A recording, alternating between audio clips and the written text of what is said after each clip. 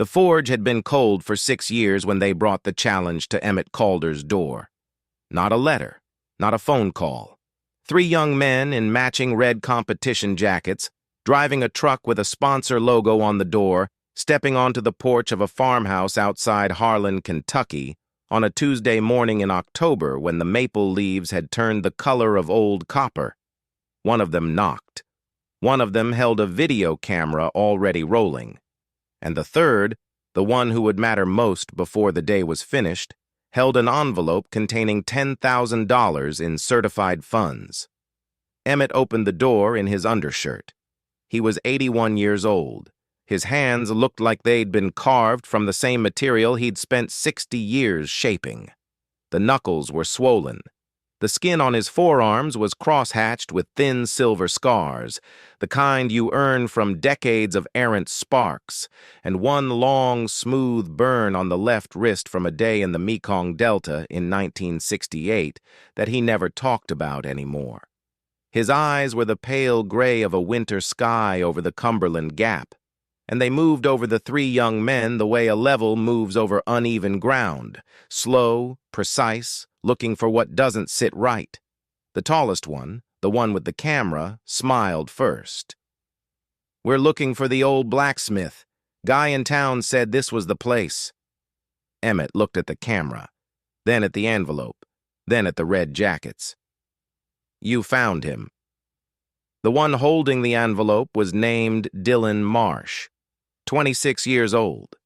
He had a following of 400,000 people on the internet, and he had won the National Collegiate Bladesmithing Championship 2 years in a row, and he spoke with the comfortable confidence of a man who had never been seriously wrong about anything.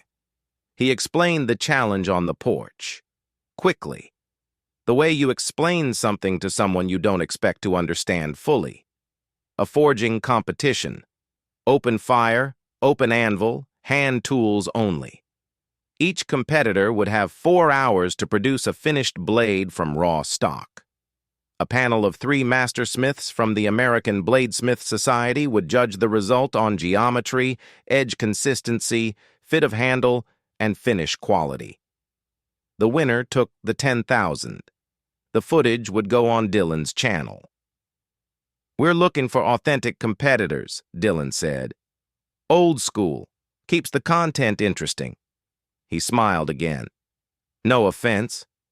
Emmett looked at the maple tree in the yard for a moment. The wind moved through it. "When?" "This Saturday. We've got a forge set up at the county fairgrounds. We've got 6 other competitors coming. You'd be the—" Dylan glanced at the camera and his smile sharpened a little at the edges. "The veteran edition."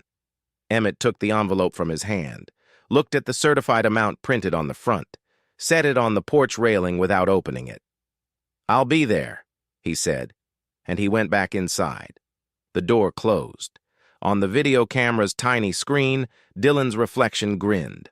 What Dylan Marsh did not know, standing on that porch, was that the farmhouse behind the closed door contained a workbench in the back room covered with tools that had not been idle for 6 years.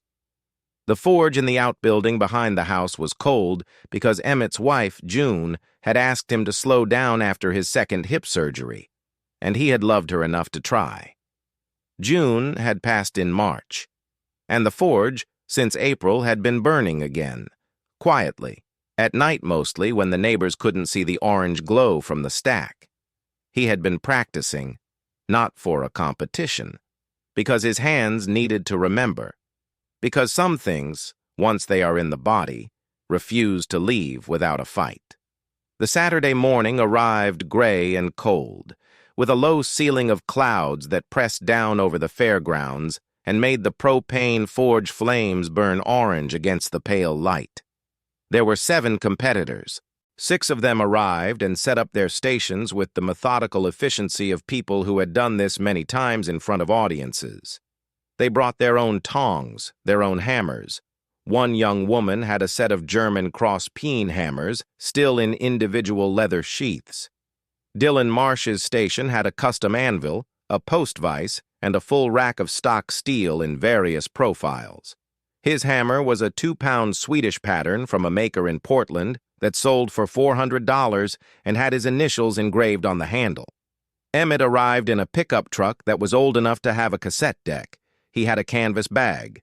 In it, a single cross-peen hammer with a wooden handle repaired with wrapped rawhide, a pair of tongs with the jaws reworked so many times the weld marks had weld marks on them, a bastard file, a piece of worn leather for a handle wrap, and 3 pieces of 1084 high-carbon steel bar stock, each about 14 inches long, which he had been given when he registered by phone earlier in the week and had been carrying in the canvas bag since then.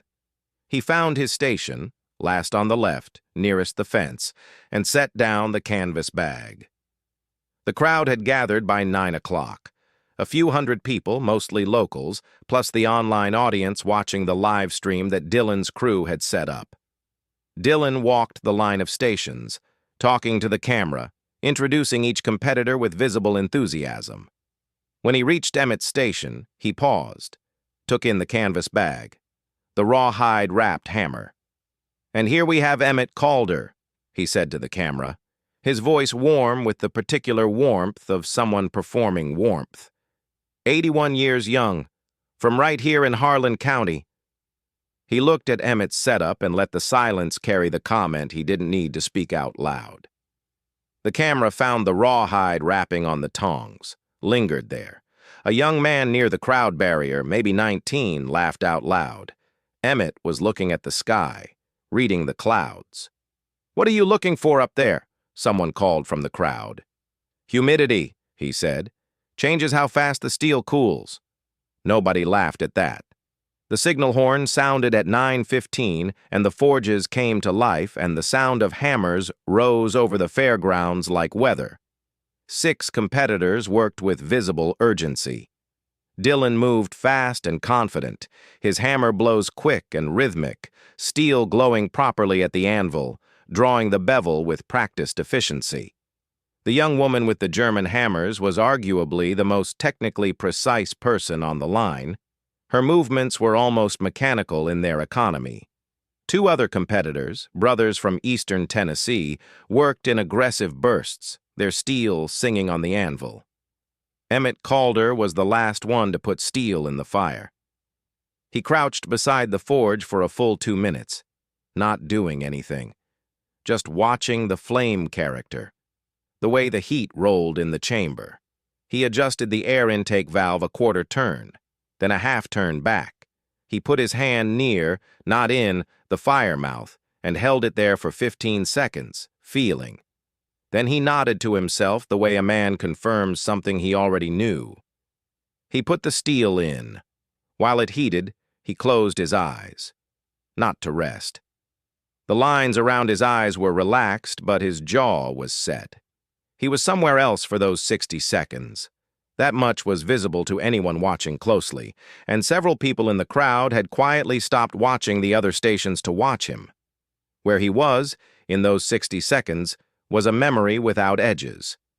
A corrugated metal shed beside the Mekong River in 1968, where a Marine Corps unit armorer named Gunnery Sergeant Thomas Dade had shown a 23-year-old Lance Corporal named Emmett Caulder how to true a rifle barrel with improvised tools and no reference equipment in 30 minutes flat, because the mission was leaving in 32. And the thing Gunnery Sergeant Dade had said, watching Emmett's hands shake from the effort of concentration. "Still your mind first. The steel will tell you everything, but you have to be quiet enough to hear it." He had been a combat engineer attached to 3rd Marine Division. 2 tours. The forge work had come after, when he returned to Harlan County in 1971, and his uncle put him to work in a shop that made agricultural ironwork.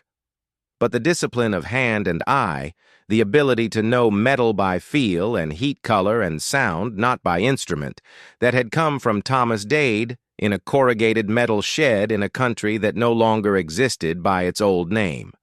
When the steel hit the right color, a specific orange-yellow that most of the competitors were checking with a color reference card, and he was reading by eye, his eyes opened and he pulled it from the fire.